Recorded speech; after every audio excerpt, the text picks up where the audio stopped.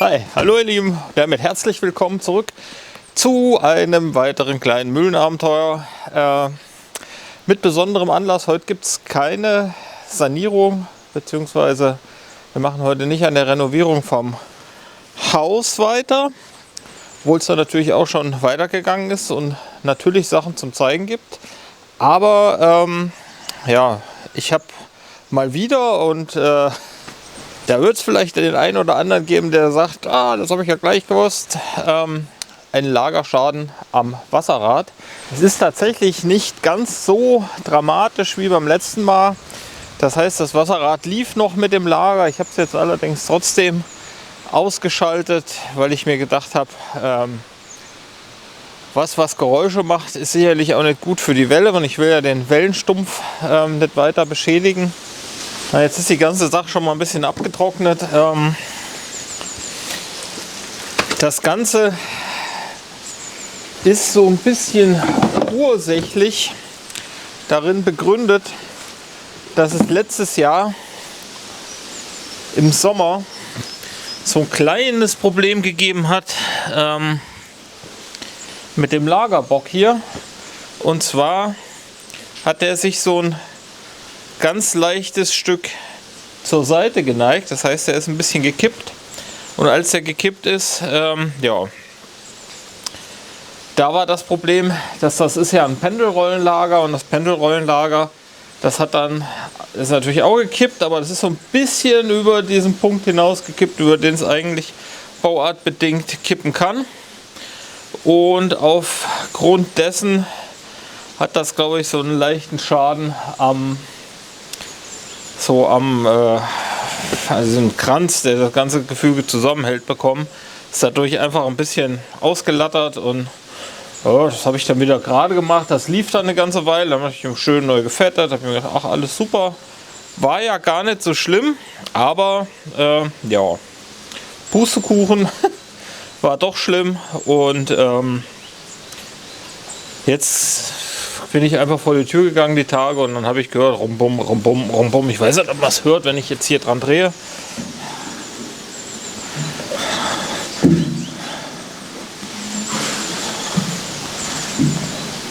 So richtig hört man es nicht.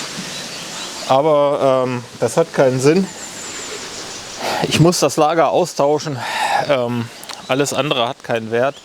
Und der Lagerbock, also das Gehäuse, das Lagergehäuse, wo das Lager drin sitzt, das hat leider durch das Kippen auch so leicht einen abbekommen. Hat sich das Gehäuse so an der Seite weggeschabt. Und ja, da habe ich zwar immer dolle drauf geachtet, dass kein Wasser reinkommen kann, aber ist halt doch Wasser reingekommen. Das alles ist irgendwie eine Situation, die ich so nicht brauche und die ich an der Stelle mal abstellen möchte. Dafür habe ich natürlich ein bisschen investiert. Für die es interessiert, wir haben das Lager 2021 Anfang schon mal neu gemacht. Seitdem hat das Wasserrad knapp 100.000 Kilowattstunden Strom produziert und lief 3 Jahre komplett am Stück durch. Einschaltdauer 24 Stunden pro Tag, also nahezu 100% und mit einer Verfügbarkeit von, ich schätze mal, 99,99999%. Das heißt also nahezu überhaupt keinen Ausfall gab, nahezu überhaupt keine Ausfallzeiten gehabt. Das Wasserrad heizt unser Haus, das Wasserrad heizt unser Brauchwasser und produziert unseren kompletten Strom und speist die gleiche Menge etwa nochmal ein. Ich habe hier eine Kleinunternehmerregelung laufen, das heißt, ich verdiene ein bisschen Geld damit und der Steuerberater, der freut sich natürlich auch immer, wenn ich mal was zum Abschreiben habe. Deswegen ist es jetzt nicht ganz so dramatisch, zwar ärgerlich und die Arbeit und die Zeit und der Ausfall, aber bei der Kleinunternehmerregelung ist es so, wenn ich Geld mit dem Wasserrad verdiene, das heißt, da kommt dann eine Vergütung vom EVU und wenn ich dann Ausgaben für Material habe, wie jetzt zum Beispiel das Lager, dann wird das von meinem Einkünfte vom Wasserrad abgezogen. Das heißt, die Einkünfte reduzieren sich dann dementsprechend und da muss ich halt auch weniger Geld versteuern. So ist es eben schon nicht mehr ganz so schmerzhaft, weil im einen Fall gibt es Geld halt an den Staat, was natürlich auch dem Gemeinwohl zugute kommt. Wir alle sind ja der Staat und auf der anderen Seite ist es so, kann ich natürlich über solche Prozesse auch die Technik immer am Instand halten und natürlich auch dementsprechend verbessern. Hier sind 2 Pakete gekommen. Das ging total schnell. Das habe ich immer wieder bei meinem Händler des Vertrauens. Ich kaufe das bei der Firma Wertenbach. Da kaufe ich meine komplette Antriebstechnik und so. Und da bin ich sehr zufrieden mit.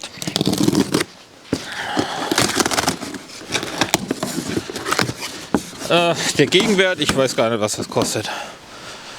Aber bei so einer Reparatur sind schnell mal, also ich schätze mal 700 € werden hier nicht reichen. Ja. Aber hier einmal das neue Lagergehäuse. FAG Lagergehäuse. Und in dem anderen Paket hier, da sollten Pendelrollenlager sein. Das Wasserrad, das haben wir hier vor Ort selbst gebaut. Die Welle, alles haben wir geschweißt. Und ich kann einfach nicht 100% dafür garantieren, dass das alles so läuft wie auf der Drehbank abgedreht. Und daher habe ich mich dafür entschieden, ein Pendelrollenlager einzusetzen. Vorher hatte ich normale Rollenlager drin, aber die können ja überhaupt kein axiales Spiel. Und ja, deswegen ist ja so ein Pendelrollenlager, das kann sich dann eben über diesen ganzen nicht ganz präzisen Prozessen noch ein bisschen anpassen. Und dann habe ich natürlich ein Festlager, ein Loslager. Das Festlager habe ich drin, weil ja der Stahl sich auch dehnt. Und deswegen habe ich das so gemacht, dass das Loslager, das kann sich hier in dem Lagergehäuse bewegen. Hatte jetzt natürlich das Problem, dadurch, dass es das Loslager war und das Ding irgendwie gekippt ist, war natürlich innen drin auch nichts mehr, was das irgendwie festgehalten hat. Ja, dann ist hier die komplette Spannhülse drin und hier, das ist das neue Lager. Das sind die Teile, die wir heute einbauen müssen.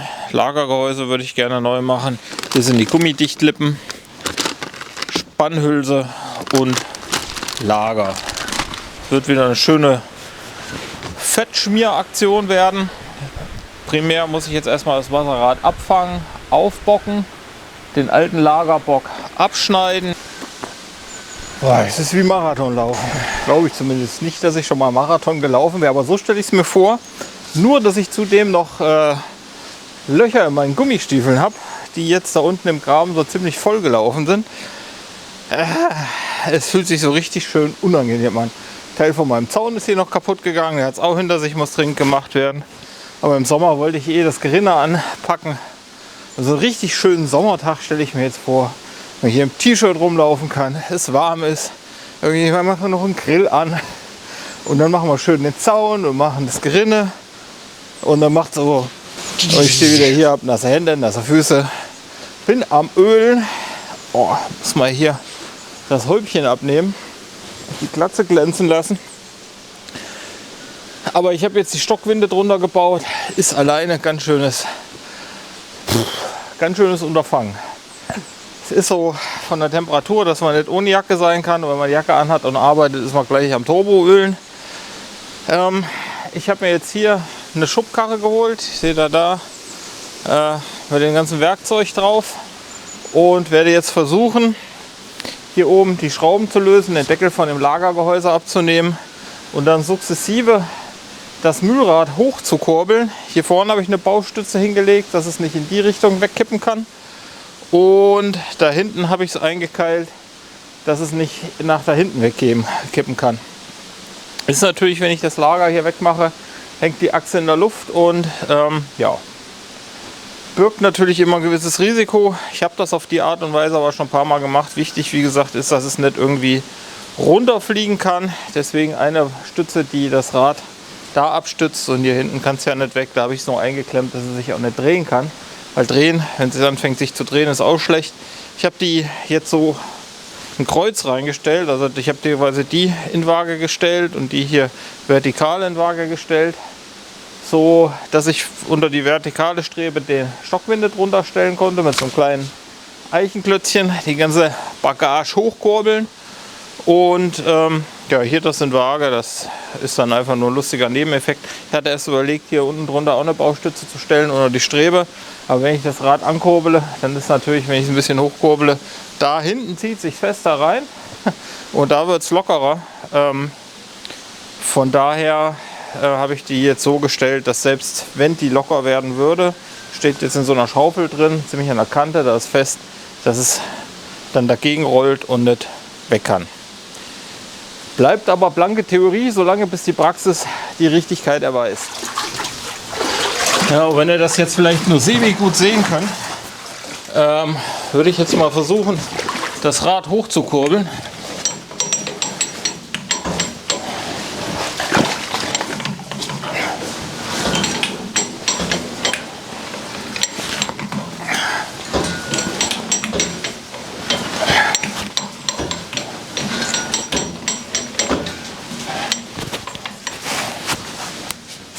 Wahnsinnig weit muss das ja nicht. Nur, dass der ganze Kram hier mal frei wird. Ein bisschen hoch.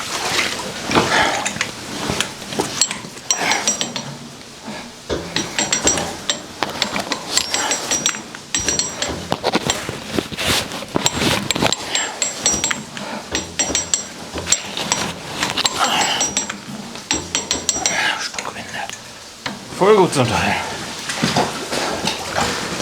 So.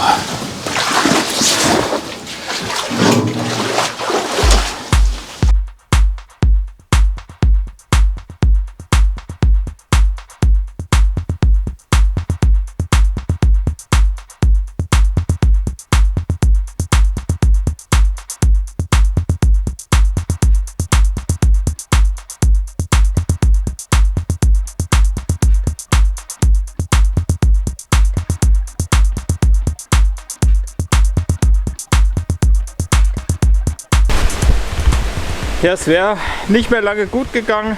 Es hatte sich jetzt, wie man hier sieht, schon ein Teil von den Kugeln aus dem Käfig befreit und das liegt daran, dass hier die Brocken vom Käfig auch schon drin liegen. Wie man sieht, ist jede Menge Wasser drin. Wasser im Lager ist ja äußerst schlecht, aber eben auch auf den kaputten Lagerbock zurückzuführen. Deswegen einmal alles neu, auch wenn es weh tut. Ich muss das jetzt nicht alle 3 Jahre machen. Wäre auch schön, wenn es mal 10 Jahre hält.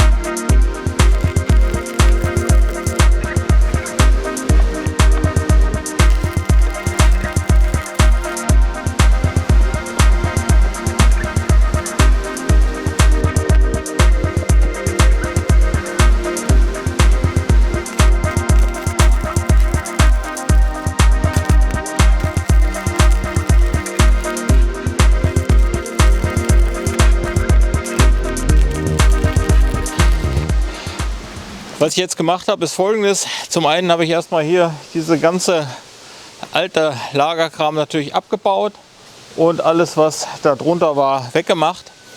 Das Wasserrad hat sich im Zuge des Getriebeumbaus innen so ein Stückchen nach außen verlagert. Von daher war jetzt da, wo der Konus von der Welle ist eine 100er Welle, aber die geht dann konisch ein bisschen auseinander, glaube ich bis 130 oder sowas. Ist nur der Bereich, wo die Lagerung ist, ein bisschen schmäler und das ist so konisch abgedreht und dann kommen noch ein paar Knotenbleche. Das ist zu nah an den Lagerbock gerückt und als ich das Lager beim letzten Mal so ein bisschen schräg gestellt hatte, haben angefangen ja, der Konus und auch diese Rippen am Gehäuse zu schrappen und dadurch ist das Gehäuse kaputt gegangen. Ich schaffe das aber mit den aktuellen Anbindepunkten nicht, das irgendwie besser hinzubekommen. Deswegen habe ich mir hier unten so ein kleines Widerlager gebaut und bei den alten Träger habe ich die Gewindestangen durch den Träger durchgebohrt und dann beidseitig gekondert. Ich habe das mal versucht auseinanderzudrehen, keine Chance. Von da habe ich mir gedacht, wenn ich es abschneiden muss, dann ist es ja Wumpe. Wenn ich den Bock mal austausche, nehme ich mir halt die Flex, zack, zack und schneide den ganzen Krempel ab, schleife passend und schweiße mir wieder neue an. Bin ich unter Umständen schneller fertig, als wenn ich versuche, den ganzen alten verrosteten Mist auseinanderzudrehen. Und von daher habe ich mir jetzt eben hier diese Platte gemacht. Da wird jetzt das Lagergehäuse draufgestellt, unter den Lagerpunkt geschoben, kann ich dann genau ausrichten. Und wenn ich alles ausgerichtet habe, das Lager eingebaut habe, dann kann ich das ablassen. Und wenn alles ausgerichtet ist und richtig gut läuft, dann werde ich diesen Punkt verschweißen mit dem Widerlager, was jetzt schon tragend dort vorhanden ist. Das ist jetzt quasi nur so ein kleines Add-on. Auch richtig, kommt eigentlich aus dem Freileitungsbau, ist richtig massives Winkeleisen. Und ich glaube 10 mm stark, verzinkt, aber hat wahrscheinlich auch noch eine ziemlich hohe Materialgüte, weil es eben da solche Masten von gebaut worden sind. Und ja, der ganze Rest ist auch schon mit einem ähnlichen Material gebaut, von daher passt das. Den Lagerbock, den muss ich ein bisschen unterfüttern. Das hatte ich vorher mit so einem, das war wahrscheinlich ein Fehler, mit so einem Gummizeug gemacht. Das hat sich aber nach der Zeit aufgelöst und war auch mitverantwortlich, dass der Bock gekippt ist. Weil das einfach auf die Stöße auf die Dauer nicht aushält. Womit ich sehr, sehr gute Erfahrungen gemacht habe und was auch unheimlich, glaubt man jetzt nicht so richtig, wenn man das Material kennt, aber Eichenholz wirkt auch schwingungsabsorbierend, zumindest bei diesen ossigen Kräften, die da ankommen, ist es immer noch ein bisschen weicher, als wenn da Stahl auf Stahl ist. Dann werde ich unter den Lagerbock noch so eine kleine Eichenholzplatte legen, das genau schön ausrichten, zusammenbauen und dann hoffentlich lange Freude dran haben.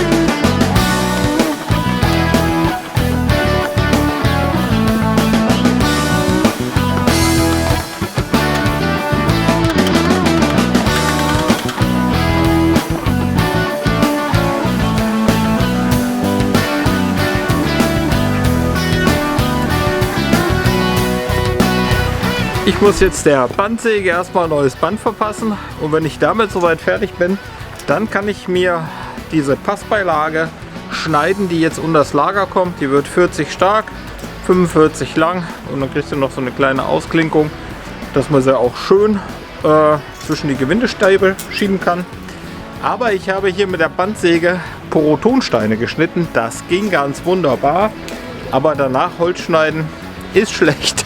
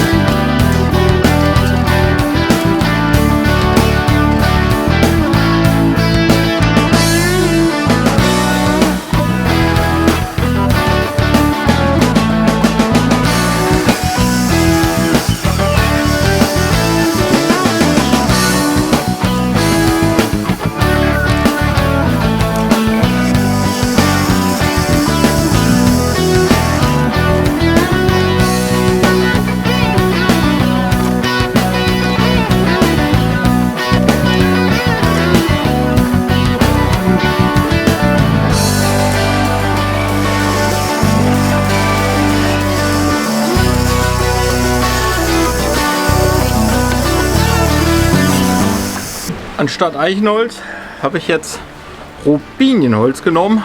Das kann man hier an dieser wunderschönen gelben Farbe erkennen.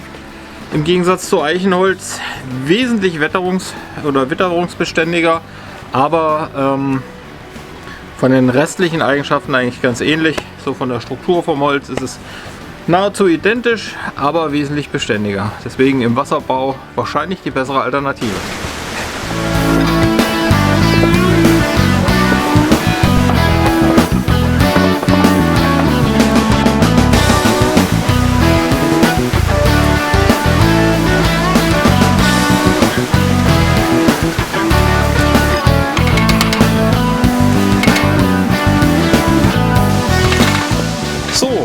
Ja, das sieht alles soweit für mich ganz anständig aus. Die Profis dürfen es gerne mal in die Kommentare schreiben, was sie davon halten. Ich habe das Lager vorher mit Fett gefüllt, bevor ich es eingebaut habe. Ich habe hier 2 Anlaufringe reingemacht. Dadurch wird das Lager ein Festlager und kann sich nicht mehr hier groß in dem Bock bewegen. Das möchte ich auch, weil ich möchte nicht, dass diese Kante hier wieder da ins Lager reinwandert. Deswegen sollte das, wenn möglich, fest bleiben. Das habe ich angezogen, das ist so den Konus, also hiermit spanne ich das Lager auf den Konus, darf man nicht zu fest machen, denn sonst wird das Lager zu schwergängig. Und dann habe ich das hier arretiert, hier ist nochmal so ein Ring dabei, den kann man passend drehen, dass man dann hier quasi eins von diesen 10 in die Nute reinmacht und damit kann sich dieser Ring nicht mehr verdrehen, der ist dann arretiert. Ich habe darauf geachtet, dass ich den mit der abgedrehten Seite Richtung Lager drehe. Und ja, den Rest würde ich jetzt nochmal manuell mit Fett befüllen. Vorher würde ich aber hier unten die Stockwinde lösen. Das Wasserrad hatte ich schon mal gepeilt. Es sollte so 5 mm nach unten gehen. Dann wäre es in Waage. Danach habe ich natürlich auch das Brettchen hier ausgelegt. Dann würde ich es mal lose durchdrehen. Und wenn das passt, dann hier dementsprechend noch ein paar Schweißraupen setzen, dass ich jetzt hier meinen neuen Träger mit dem alten Träger verbinde und dann sollte das eine ganz solide Geschichte geworden sein.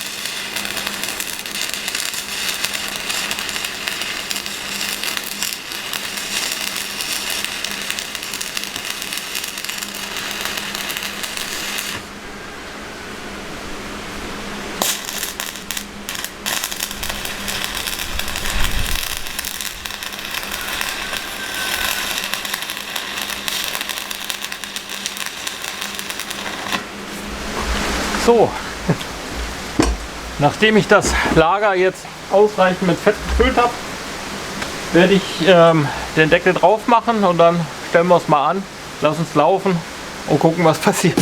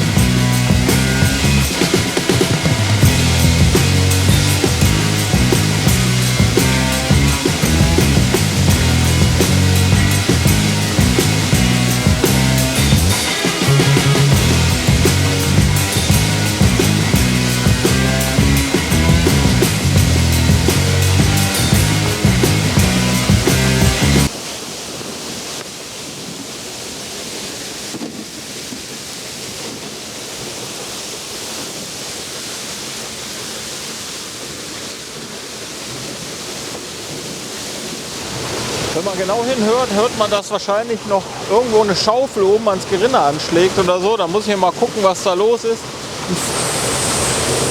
Im letzten Video haben wir ja die Schaufeln geschweißt, von daher sollten die alle in Ordnung sein. Aber durch meine Aktion ist das Wasserrad jetzt auf der Lagerseite so einen kleinen Tick nach oben gekommen. Von daher kann es sein, dass das natürlich jetzt irgendwo anschlägt. Aber das wird heute nichts mehr werden. Da muss ich schauen, wenn es wieder hell ist. Denn jetzt langsam wird es dunkel und ich muss sehen, dass ich jetzt hier noch meine Brocken wegräume. Und dann ja, werde ich wahrscheinlich noch ein bisschen am Bad weitermachen, am Flur weitermachen. Bleibt also weiter spannend. Ich freue mich total, dass ihr dabei gewesen seid. Schreibt mir mal in die Kommentare, was ihr von meiner Reparaturaktion haltet. Und wenn ihr wollt, lasst mir ein Abo und ein Like da. Wir sehen uns beim nächsten Mal. Bis dahin, macht's gut, ciao. Tschüss.